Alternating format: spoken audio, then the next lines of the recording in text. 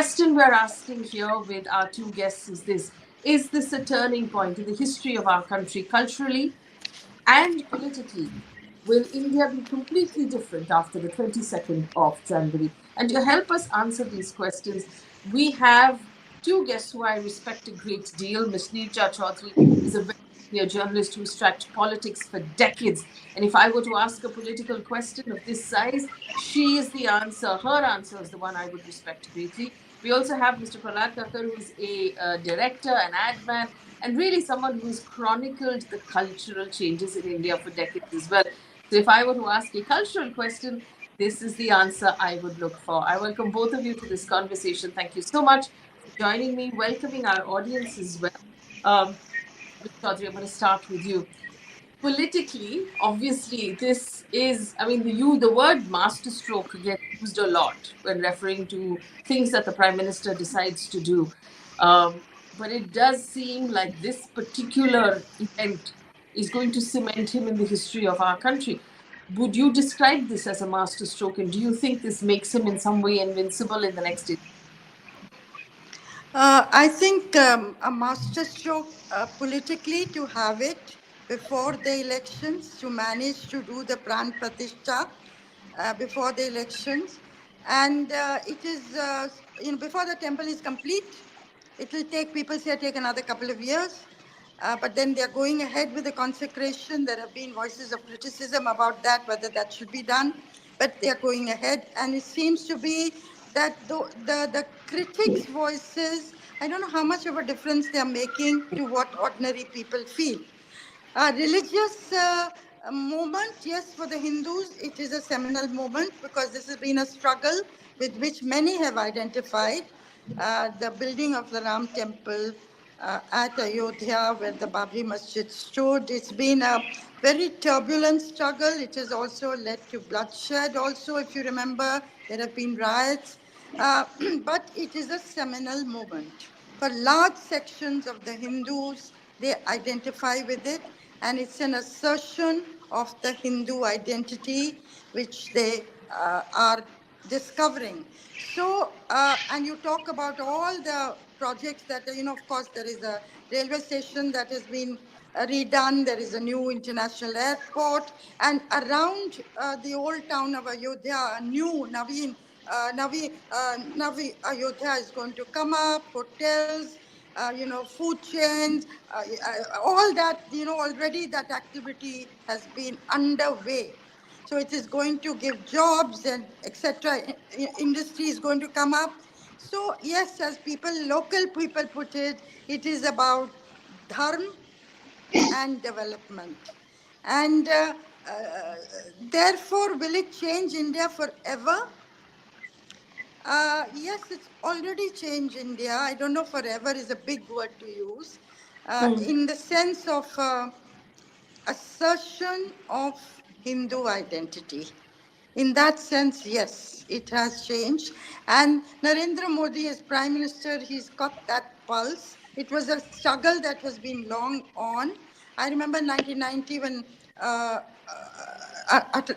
L.K. Radvani undertook his Rath Yatra for the building of the temple from the temple of Somnath. He used to say this when people used to rush to the Rath and worship the Rath. He said, I had no idea the kind of faith Indians have. And that's true. India is a very religious country and an emotional country. So political parties have tapped into that, made that into an issue, political issue, which has gone on. And with the completion of the Mandir, it is a big moment.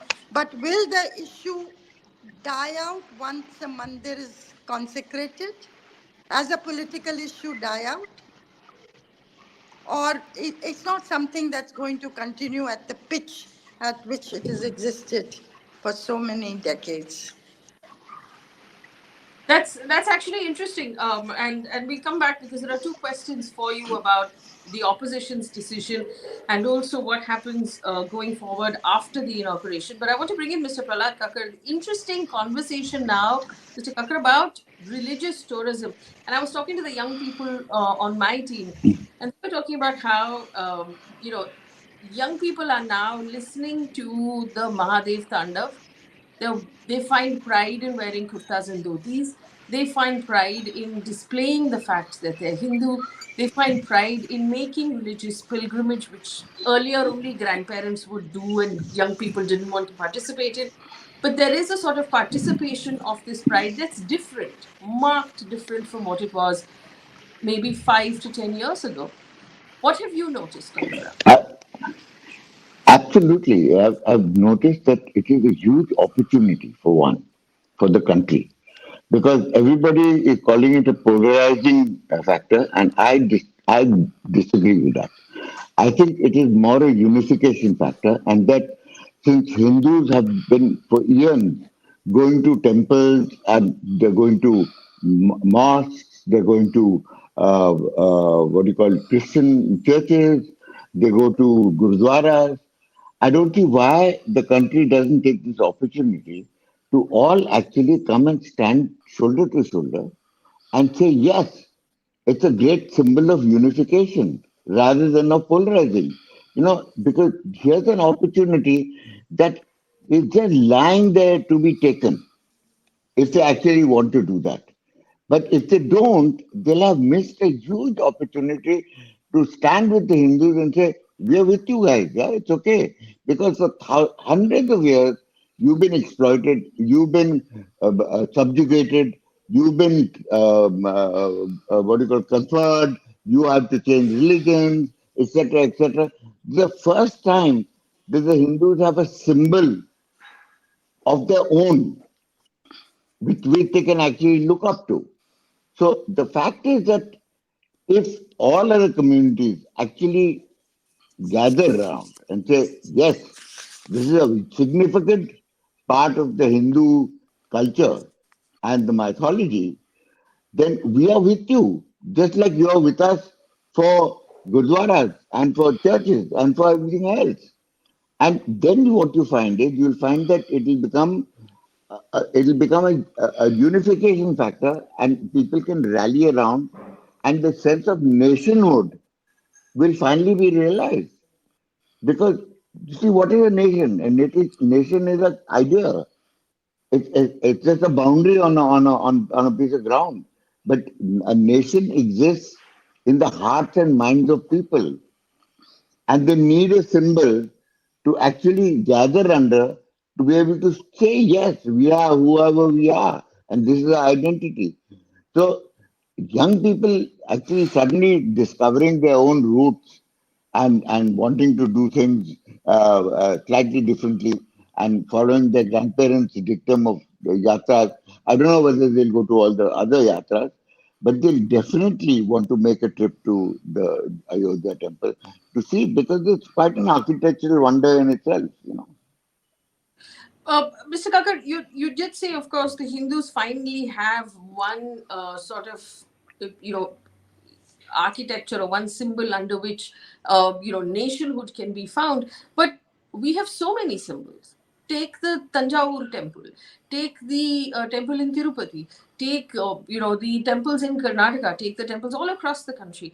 Is this different from all of that in some way? It's different because look at the struggle and look at the time it has taken from the time it was demolished to the time it was rebuilt. So that struggle itself is worth a hell of a lot of weight. So when you start giving weightage, and young people today are very influenced by instant things. And this is the moment in which they've caught on. And this moment is going to last for some time before it becomes calmer. So the frenzy, as we call it, or the feeding frenzy that we call it, is going to be huge for the next 1 year or 2 years. And then it might settle down into becoming one of the many temples, or one of the many dhams, as we call them. Okay. Let me take this back to Neerja Chowdhury. We have a question like I. Our first question is from Pavan, who says, Pavan Karthik says, should the opposition have attended this inauguration? Jersey says, hilarious today, the same BJP Congress together called Jagannath Puri Temple inauguration a political event. and there's a different sort of view in the inauguration that's coming next week. So you wrote a very interesting column about the Congress's stand not to attend. Do you think that was a mistake? I can understand the Congress's viewpoint, because the criticism is that it has been made into a political event, co-opted by the BJP and the RSS, and used for election purposes just before the general elections, which are away only a few months. So that is their criticism. Now, not to go, that may be, and that Babri Masjid had stood here, and Babri Masjids were demolished. The Supreme Court, while allocating this disputed area, to the Hindus to build a temple, had also called the demolition an illegality for which people have not been punished. So rather, there are sections in the country, the minorities, who have a sense of, I wouldn't say, of hurt and angst at this. So the Congress is mindful of their support, has their support, and mindful of what they represent. So one can understand, okay, you want to take that position, you'd want to take the position because the regional parties who are your allies is INDA, DIA, India Alliance, have also taken that position, so you may not want to divide their ranks, and so on. But can you ignore the sentiment of a majority? Many people feel 90% of the Hindu population, 80-90% of the Hindu population, who, whether or not they are for the BJP, they identify themselves with it. And can a mainline party like the Congress, if there is a signs of a Hindu resurgence, which is what I asked myself when I went to Varanasi and saw the outpouring of sentiment at the Aarti in Varanasi. I thought to myself, is this what Hindu resurgence is about? I don't know. But if there is that sentiment, can a mainline party afford to ignore that sentiment? And, a Muslim observer, commentator in Lucknow told me a very interestingly, he said this, and he's been involved in this issue. He said, if this is the case, that in Hindu sentiment is so deeply identified with it, then the issue goes beyond judiciary, judgments, rule of law, etc. And therefore, how do you address it? How does the mainline party address it? Should you, despite your opposition to Narendra Modi's government and his party, be there as, a token of identification with what a large part of the country feels? And I think probably the Congress, certainly, I don't know about the regional parties so much, it would have sent a very different signal to the country. It may be the BJP that gains this time in 2024 from this. Do you But believe in the long run, the people Congress will remember, the Congress came or did not come. Do you think the Congress has lost an opportunity here to sort of also share credit, because it was Rajiv Gandhi who opened the locks to begin with, and they sort of abandoned. Absolutely. Yes, I think, Kamal Nath, when he was fighting his election campaign, I remember mentioned this, that after all, it was Rajiv Gandhi on February 1, 1986, who got the locks at the disputed structure open. They had been put there after the Ram Lalla idol was smuggled into the sanctum sanctorum of Babri Masjid on the night of December 22, 1949. And then a lock had been put there. These were open with Rajiv Gandhi facilitating it as a response to a judgment that had come and had got the Muslims very agitated. So he went in for a bill to undo that judgment. And to try and please the Hindus, he got the locks opened here. And of course, there have been other things. I have also mentioned in that column that P.V. Narasimha Rao, when he was Prime Minister, considered very seriously converting Ayodhya into a union territory and giving it a Vatican type of status. And of course, and even an ordinance was drafted and then he decided against it. And he wanted to build a temple at that very spot himself. He got a trust registered, he got major Hindu sects on it. 1995, everything was ready, but then he too decided not to go ahead. He thought, if I come back to power, I will go ahead with it. So various Congress governments have, you know, done this in terms of, Yeah. 1991 manifesto had a commitment by the Congress to build a temple there. So given the kind of history, it's a very mixed, complex history. It's not an easy black and white situation, I understand that. But how does Congress respond to this? The Congress is ceding political ground to the BJP all the time. And it's not even what I say, it's even ceding its imagination and the ability to innovate in its response. It's got, one expects a better response than just a boycott. Yeah, there seems to be a lack of nuance and perhaps sophistication in that response. In fact, Sharad Sharma, who's the spokesperson of the VHP, made a statement saying this will be our Vatican City. Hindus from all over the world will come here to pray and to sort of pay their respect. So that idea that you said that Narasimha Rao, as Prime Minister, sort of came up with is being carried out, and the Congress are losing its ability to take any sort of credit. A couple of questions for Mr. Prahlad Kakkar. This one is from Shell D and Pratap Shinoy. Shell D says, how can we forget the history of how the temple came to be? It was a bloody history. Like Neerja Chowdhury pointed out, there were the loss of life. There were riots. Pratap Shinoy says, is this in this occasion, should we be forgetting the dark history that comes with this? And do you believe, Mr. Kakkar, that it's time to sort of put the past in the past and forget that history and move forward from where we are now? Is that the idea that you're talking about? No, but the history of the human race is bloodshed. I mean, you look at history without looking in between wars and in between conflict, and you'll find there's very little time for peace. Most of the time is spent in some form of conflict to achieve something or another. And the greater the conflict, the greater the achievement.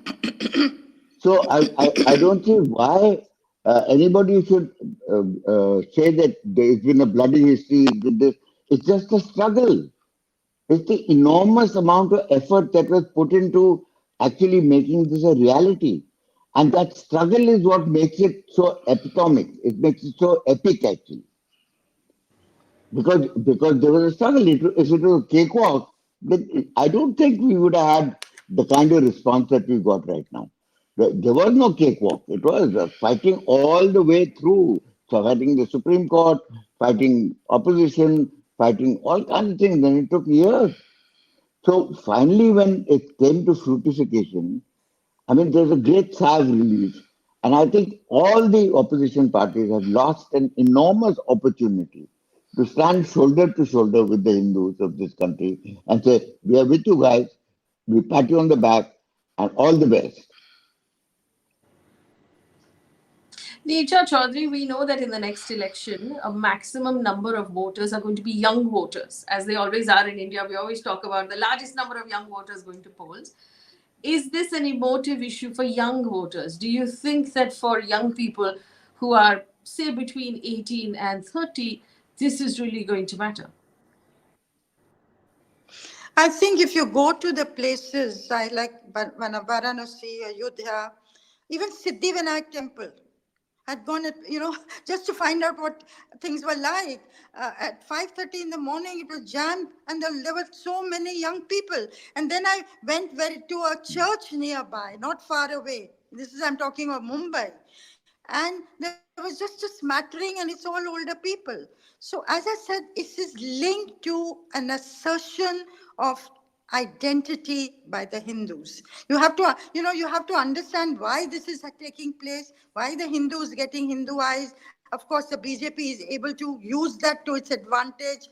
And the question you asked at the beginning also, uh, if there is a Hindu resurgence, if the temple at Ayodhya comes up and it's going to be a seminal moment for the Hindus in the country. Now, what is the next thing? Can this resurgence lead to reconciliation in the country? Can the Hindus reach out to the other communities now having achieved this and go for reconciliation? Or will it be an expression of triumphalism and polarization? Because we know Kashi and Mathura are there down the line. They may Next. take 2-3 years more with the court, battles. But what is going to be the response of political parties to this? How will they use it or not use it? I think those are big questions there, because the Hindu identity is not necessarily identified only with the BJP and the RSS. This sentiment, it may be, but it's not necessarily identified. And I want to point out, as someone who spends a lot of spends a lot of time talking to young people, is very plugged into social media. There's a resurgence and a assertion of Hindu identity across for Indians across the world, especially for those who aren't living in India, the NRI community, the diaspora, the larger Indian community.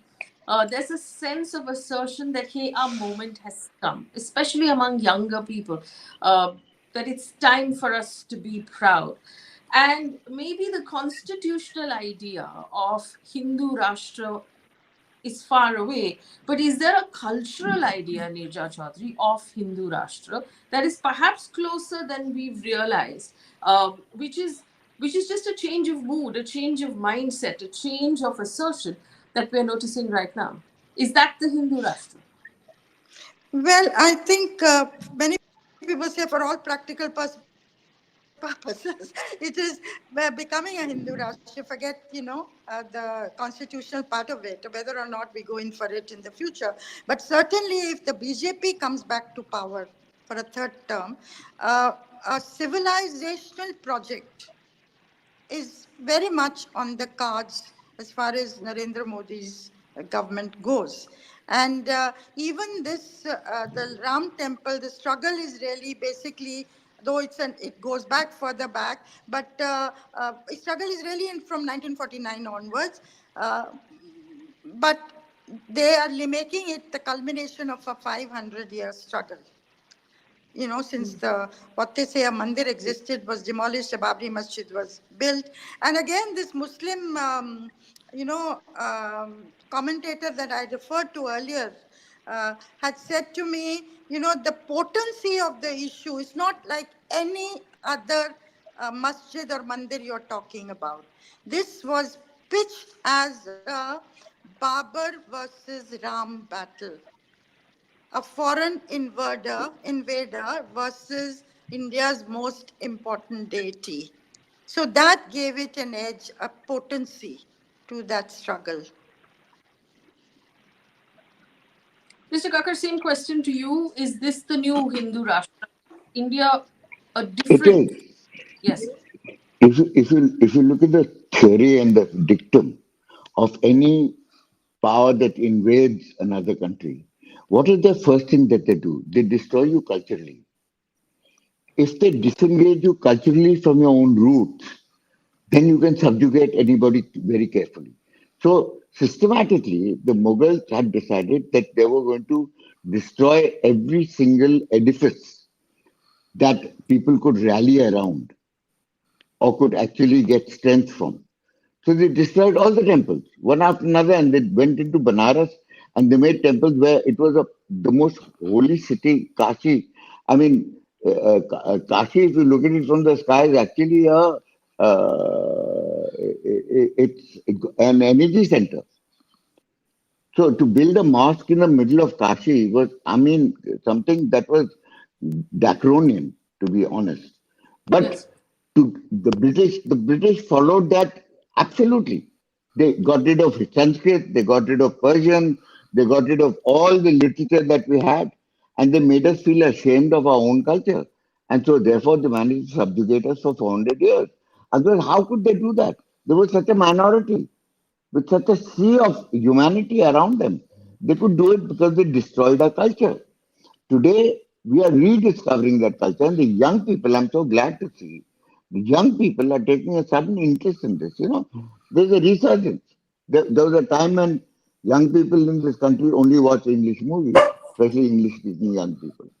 They never watch Hindi movies. But today, everybody watches Hindi movies. Because there was a huge resurgence in saying that this is our language, this is our films, and we're great, let's enjoy them. But it's the same. The resurgence of culture is exactly the same. It's no different from actually watching Hollywood films and watching Hindi movies, to be very honest. If you look at the kind of young people who switched on and switched sides and started enjoying it. Today, if you go to a marriage or a discotheque, if they don't play a Hindi number, nobody gets up to dance. That's true. Neerja Chowdhury, we were talking about South India a little before the show started, and that's the important, if we go down to the numbers of the election that's coming up, uh, yes, there is a movement of sentiment.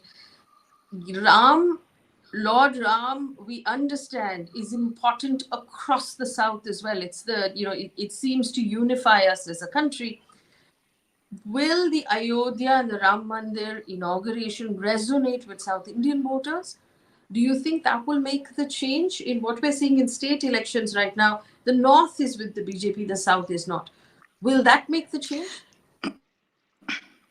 I don't know whether the Ram temple issue will resonate in the same way. I'm sitting in rural Maharashtra as I talk to you, and I've been talking to people here, and this is not an issue as it is in Uttar Pradesh or in Madhya Pradesh. So, and further down, if you go, will it become an election issue? I don't know. But I do know Narendra Modi is an election issue. If you talk to younger people, they will, yesterday, group of people who are in their early 20s and will be first-time voters, they say, yeah, parents will vote Rashtrapati NCP, but in the national election, we are going to vote Modi. And that there are reasons for Correct. that. Just as the diaspora, they say that out of 10, and again, you talk to many people, 7, 8, 9 are for Narendra Modi. Why, you ask them? They say because he's made us feel good as Indians. When we talk to people, we Yes. are viewed differently. And this is not just, it cannot be just a Modi phenomenon. That is a continuing process. But certainly Mr. Modi may have given the whole thing an impetus. So I think Narendra Modi is going to be the central issue of the 2024 elections. But just coming back to that cultural part that you were talking, Yes. Faye, about, Yes. India is such a rich, it's a very diverse country. I don't think that any other country in the world probably is as diverse as India. Every 20 kilometers, you'll find a difference, in food habits, in the language, of course, religions, castes, races, yellow races in the northeast of India. It's a crucible of brown and yellow races. So it is a very diverse country. And that diversity, the richness of that diversity makes for its culture. And if you think that only a Hindu type of resurgence of Hindu, very important, how it's going to be used to bring about social transformation, very important. Its political manifestation, of course, will be there. Will it lead to polarization or something better? All those questions hang there. But I would hate to think that that culture that we've had, that syncretic culture, will somehow, somewhere, we will lose that. And I think that the Muslims of this country must be made to feel secure and first-class citizens. And they are very beleaguered and insecure again. And a moment of triumph of the mandir coming up after a struggle, the majority community, I hope, will reach out in a new way to the others, the minorities, for a reconciliation to take place. So actually, I have, and this is just me thinking out loud, right? And I appreciate and I understand what you're saying about the fact that we're diverse. In fact, every 100 kilometers, our language changes, our food changes, our habits change, our clothes change. And that's really the India that we know and love. But also, given social media, given tones that we have right now, given the mood that we are, we're moving towards a sort of monotone, homogeneous India, where we're talking about one language for everyone, we're talking about one election for everyone, we're talking about, there is the idea of India is also narrowing a little bit to be more Hindi speaking, more vegetarian, more, if you understand what I'm saying, that over the last 5 years, there is a move towards a perhaps a more monotone idea of what India is. Mr. Kakkar, do you see that happening as well? When we talk about this mood, To, the mood to a tends to be certain more extent, to a certain extent, yes. But in the larger picture, I feel that the first hand that has to be extended to actually reconcile this whole issue is actually by the minority. And if that hand is extended, then I'm sure there'll be reciprocation. And if there's reciprocation, then there'll be recognition.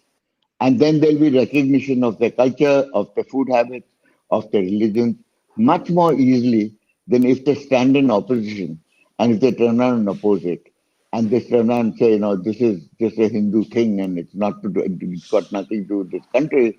And this country at large has got far more people who actually don't believe in that, but believe in their own sense of identity, especially in the South. So in the South, even I'll turn around and say one thing that because of social media and because of the kind of media resurgence that we have right now and the consumption of social media among the young people, they are very pro Modi. Whatever it is, they are very pro Modi. And they believe that there is an element of pride. And they say it with pride. The whole question is pride. Are you proud to be who you are? At one time, when you were an Indian and your passport was given to some immigration guy in some Gora country, they used to make you stand at the end of the queue. Today, they don't do that. There's a huge sea change in the way they see Indians. And I think to a very large extent, it's not only to do with tech and our techies who've gone all over the world and have taken over a lot of companies and are doing extremely well. It's also because of Mr. Modi. So this is interesting. I just want to note this for our audience. There's a different point of view with each of our guests. Neerja Chowdhury believes that the hand for reconciliation should be extended by the majority community. Prahlad Kakkar disagrees. He believes the minority should be extending that hand. It's very interesting. I work from home. I also want to note this, Neerja Chowdhury. There's a difference also we're seeing in how people who hold constitutional positions in our country, the President of India, the Vice President of India, the Chief Justice of our Supreme Court, visiting temples in a public way. This is something we're getting used to, this display of their personal religion. And the Chief Justice then said, hey, it was a personal visit. It was not a political statement. I'm not doing this for anybody else but myself. But it's not something, India has always been a secular nation, which means that it is our fundamental right to practice our religion.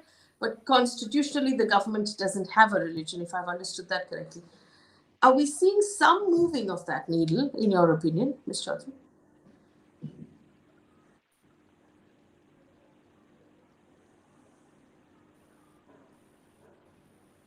Can you hear me?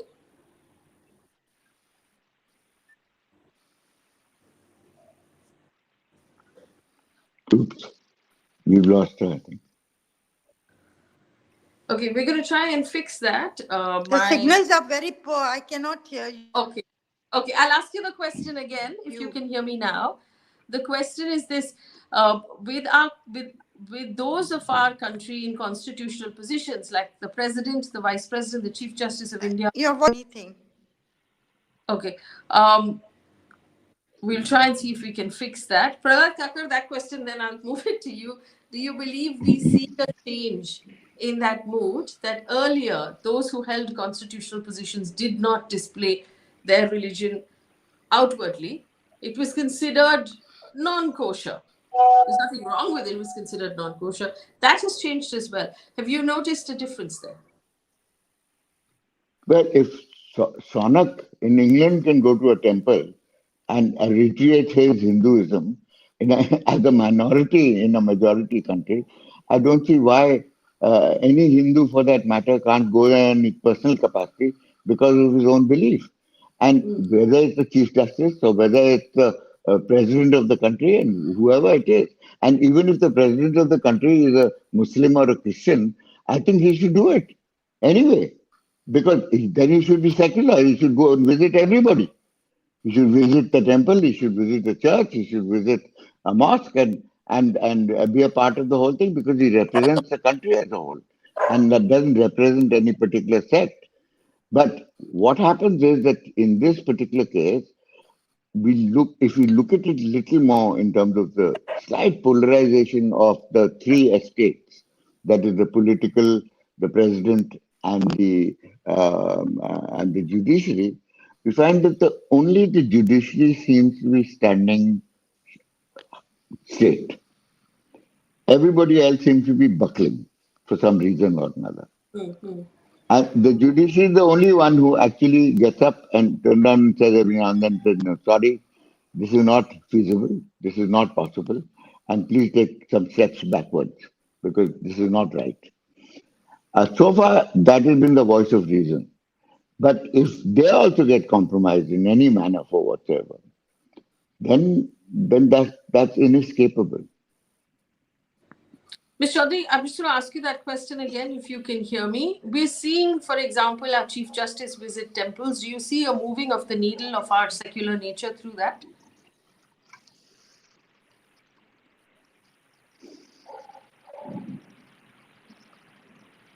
Faye, if this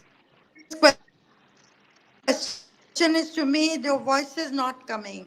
I think there are very poor signals here. I'm Okay, sorry. yeah, we'll try, If you maybe can hear me. disconnects and yes, we can hear you though, unfortunately. You can't hear us. Um, and in the meantime, Prahlad, Kakkar and I will continue to discuss this. Mr. Kakkar, we're also seeing, like I told you, a change in pop culture. Films being made based on Ramayana, based on stories from the Mahabharata, more religious music, becoming popular. Hariharan's, Jai Shri Ram, for example, has become extremely popular across the country. Is this something you're going to see more of? I mean, enough has been said about the fact that artists in Bollywood right now don't, are sort of being a little careful of how they step because they don't want to get into trouble, they don't want to get cancelled, they don't want to get trolled. But do you see a change in tone of pop culture as well now, feeding into this change move? Say religious films for eons have always been top level grossers.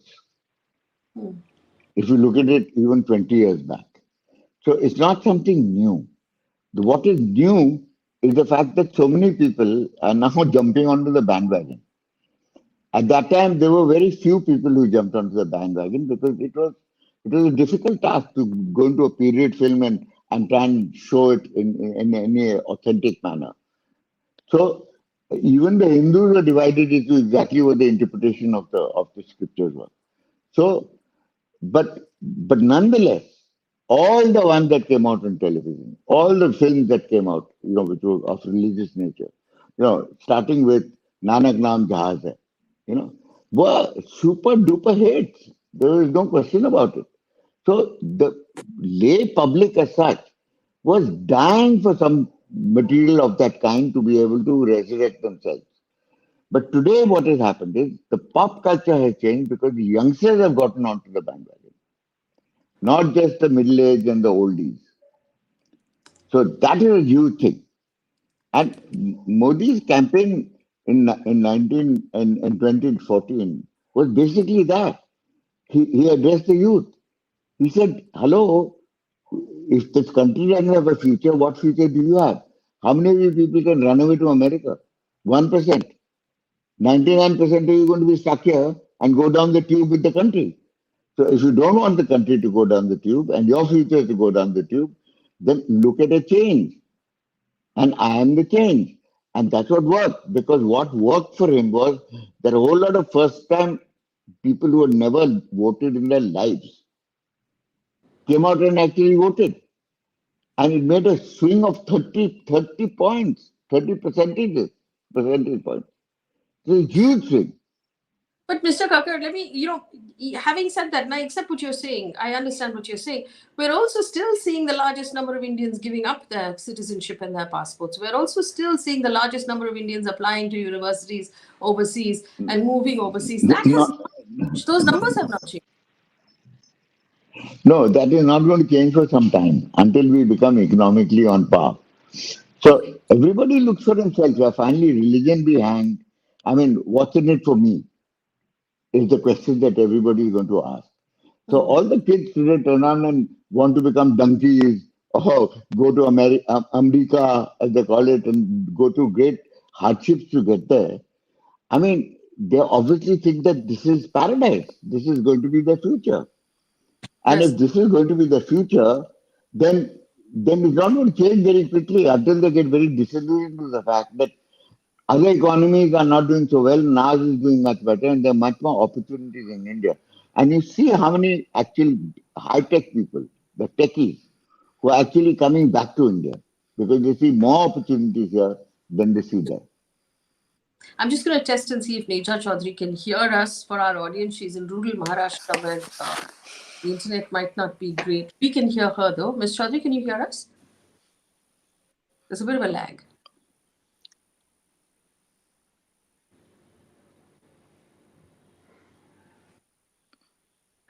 I don't, maybe she can't hear us. Oops, that is sad. Yeah, that is sad because it was a very interesting conversation. I would have loved to have her weigh in on what Yes, we're talking about young people as well, and the sort of drain, correct. going overseas. Um, we have someone who's written in saying, Bhavya has says, I completely agree with you. I moved outside for my doctoral research, but I feel silenced back home. And I don't feel like I have a voice anymore. Do you want to respond to that, Mr. Kakkar? What exactly was that? That I moved back and I don't have a voice anymore. No, no, I moved outside to do my doctoral research because I feel like I don't have a voice at home anymore. That's not true anymore. I Hmm. think I think we were such a corrupt nation that everything worked on a level of knowing somebody or having connections or doing things because it's all bhai and things like that. I think that's changing slowly, and it's not changing quickly enough, but it is changing very slowly. But you see the difference in Delhi, for instance. If you go to Delhi and you're talking to the central bureaucracy about permissions and about getting licenses and all, it's become so much easier. And there's so little money that's being asked for because everybody is scared of actually taking money because they know it can be tracked down. Hmm. So, Mr. Kakkar, my last question to you, and I would have taken this question to Neerja Chaudhary, but unfortunately she can't hear us, and that's really a pity. We're talking about young people moving out. We're also going to talk about, there are other issues of unemployment, issues of inflation, where things are becoming really expensive. Fuel is expensive, gas cylinders are expensive, food is expensive. Um, in the larger scheme of things, how much will that weigh against the sort of buoyance that we're feeling because of the Mandir inauguration? A lot. Because the ordinary middle class and lower middle class households are actually feeling the pinch. So they're going to weigh sentiment versus pure economics. And though we seem to be moving forward rather than backwards, like we were all this time, the fact is that are we moving forward fast enough? And are we rooting out corruption in areas outside of Delhi quickly enough? Because the states are still rampant. And I feel that, the states have become, if anything more, they've become more corrupt. Um, and that's the interesting thing. And here's it's a question at the end of the day of messaging, and there's no bigger sort of expert of messaging than you. For the opposition parties, for them to have to cut through this right now and get any message across is going to be a massive challenge. Even if that message is Absolutely. about unemployment, if it's about inflation, if it's about just opportunities for Indians, do you think that there's anything the opposition can do at this point, or is it a lost cause for them? I think they missed the boat, to be very honest. Hmm. And whatever they're going to do is all going to be knee jerk because everything that they've done so far is knee jerk. Hmm. And it's never been positive. It's always been in reaction to whatever the BJP has done. And if they're going to continue to do that and not find another dialogue which is different from the BJP's and different from knee jerking back or replying to the BJP or constantly contesting what they're saying, then nobody's going to give them traction, frankly. So, in your mind, the next election is already. I mean, it's really the BJP's election already.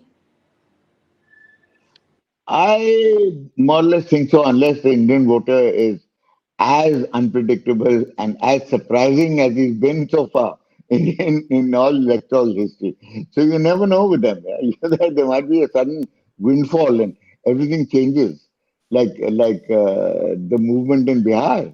It just toppled the Congress government, completely. Everybody got caught up in that wind. So unless there's some kind of windfall like that, nothing else is going to happen, Yes, frankly. is going to be. I'm going to make one last attempt to reach Neerja Chowdhury and see if she can hear me. Just to tell our audience, she's traveling through the country, obviously doing her reporting, and she's in rural Maharashtra right now. So her internet connection is not great. Hopefully, she can hear. Ms. Chowdhury, can you hear us? Yeah, I can now hear, just, can make out what you're saying. Few words missing. But anyway, yes, let's give it a shot. Okay. Do you think that unemployment, inflation, these other economic issues will play a part now, and can the opposition cut through the buoyance of the mandir and make their point at all? Yes, I think unemployment is a major, major issue. Economic hardship people are facing because of prices rising. So those issues do figure. But the opposition has not been able to make those issues into a potent, effective issue of the kind that will draw people to their side.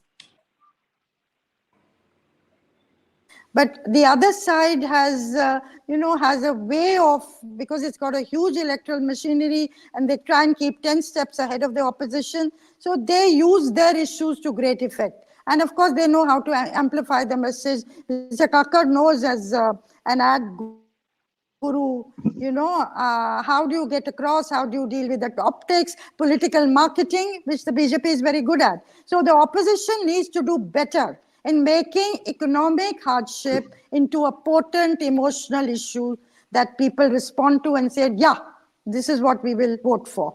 That they have not fully been able to do. But these are very, very live, vital issues with people. Ms. Chaudhary, during our conversation, you mentioned that the Narendra Modi government, if and when it wins its third term, will be looking at a cultural sort of renaissance. What will that cultural change entail?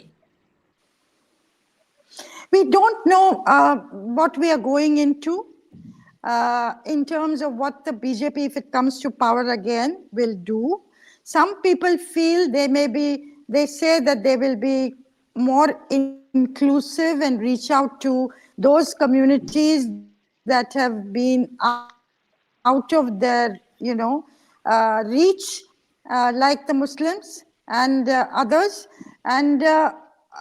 feel they may take a more strident line and go in for greater polarization. Of course, as Kashi and Mathura are waiting there to be encashed politically. So we don't know what that is going to yield. Everybody has their guesses. The Prime Minister has a way of surprising everybody. But one does hope that you will see the Prime Minister, if he comes back, reach out to every single Indian and make them feel, yes, we matter, we are first-class citizens and have a rightful place in this country. I hope that note will come from the Prime Minister. So I do want to ask you about infrastructure, because you did say that after the inauguration is over, after the whole mood of that inauguration is past us, will it sort of go into the past, or will it stay relevant for people? The government is also building, like I said, airports. They're building new roads. They're building new train stations, adding new trains, and there are reports from across the country that every time a new road is added, it changes life for people. Villagers can get to their markets faster. It costs them less money. There are airports being built across the country. There are bridges being inaugurated everywhere, even in Mumbai, where I am. The Atal Setu has made a massive difference. It's made a difference to how people feel. Is that really, the way to sort of get this feeling to last longer? Because every time I'm on a new bridge, I feel like New India, Ms. Chowdhury. Yes, where employment is generated, and Ayodhya is going to be one of the places where employment is going to get generated. And you go there and there's frenetic activity. And this is going to, and there have been people who, after the 2019 Supreme Court judgment, quickly bought over land. And as I say, this new Ayodhya that is now in the offing. So yes,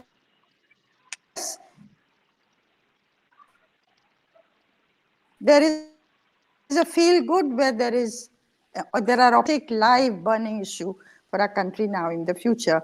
And people also that the Prime Minister has changed the way employment used to be seen. Self-employment, private employment is not just limited to government employment. And many actually, they have a touching faith that certain things have been put into motion and they will yield dividends, and it may take a generation, it may not happen overnight.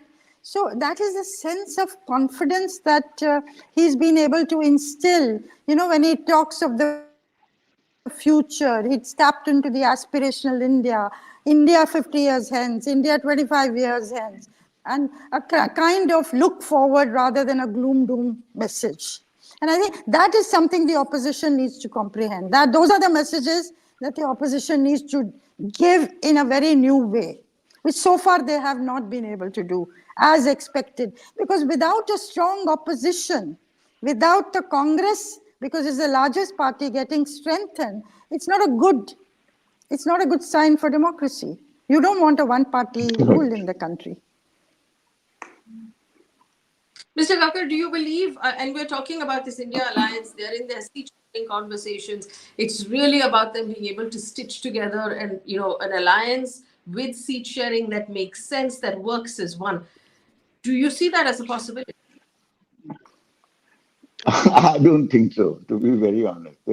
They're so diverse in their own feelings for each other as well as for the country that I feel that the Congress, if they do not take the lead in this and be magnanimous to other parties and give a little bit, they will not get anything out of it. Right.